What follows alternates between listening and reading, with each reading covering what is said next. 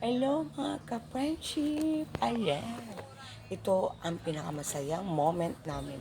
Kasi nagkaroon na naman kami ng pagkakataon para mamasyal at magkaroon ng family bonding. Nandito na kami sa Talugtog, Nueva Ecija, sa lugar ng aking mga magulang.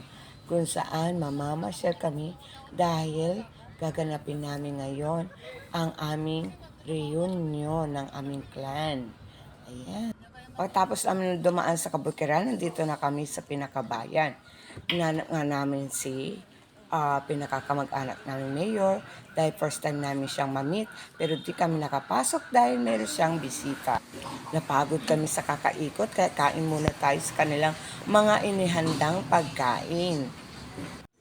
Pagkatapos nito, naghanap ng kalaro ang aking pamangkin na si Ichan at ang kalaro niya ay si Lulu Evernia, ang isa sa mga champion sa chess dito sa kanilang lugar. Ayan o, diba? Ang galing.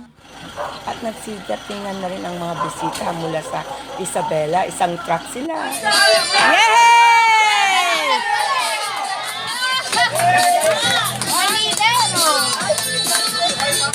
Ready!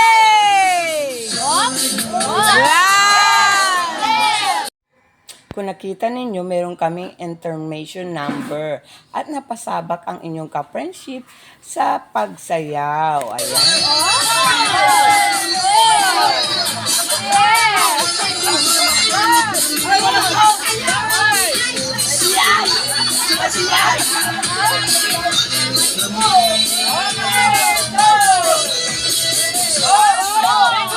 Bata o matanda, umindak silang lahat.